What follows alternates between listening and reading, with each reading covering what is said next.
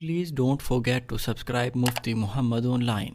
for more Islamic بسم videos. اللہ الرحمن الرحیم۔ عابد حسین انڈیا سے یہ بھائی سوال کرتے ہیں، اگر کسی شخص نے کوئی بھی انگوٹھی پہن رکھی ہو، ہاتھ میں کڑا یا گلے میں گانی وغیرہ پہن رکھی ہو، اس کے ساتھ اس کی نماز ہو جائے گی یا نہیں؟ برائے مہربانی رہنمائی فرما دیں۔ دیکھیں، مرد کے لیے انگوٹھی، وہ بھی چاندی کی، 4.5 ماشے سے کم کی 1 نگ والی، یہ شریعت میں مرد کے لیے پہننا جائز ہے۔ اس کے علاوہ سونے کی انگوٹھی ہو گئی، اور اسی طرح بعض نوجوان جو ہیں شوقیہ طور پر آرٹیفیشل چینیں یا سونے کی چینیں یا پھر بازو میں کڑے وغیرہ پہن لیتے ہیں یا پھر رنگز وغیرہ ڈال لیتے ہیں، تو یہ تمام چیزیں مرد کے لیے جائز نہیں ہے، یہ نہیں پہننا چاہیے، بلکہ حدیث پاک کا مفہوم ہے یہ جہنمیوں کا زیور ہے۔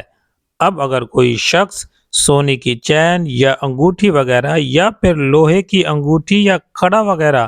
پہن کر نماز پڑھتا ہے تو علماء نے اسے مکروہ تحریمی لکھا ہے کہ یہ مکروہ تحریمی ہے، اس پر توبہ بھی لازم ہے، اور جو اس نے نماز پڑھی ہے وہ نماز واجب الاعادہ ہے، اس نماز کو وہ دوبارہ ادا کرے گا۔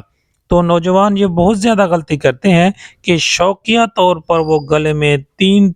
4 چینیں ڈالی ہوتی ہیں، بعض لوگ بازو میں کڑے ڈال لیتے ہیں۔ اچھا، بعض لوگ یہ بھی کہتے ہیں کہ ہم نے فلاں مزار سے کڑا لیا ہے،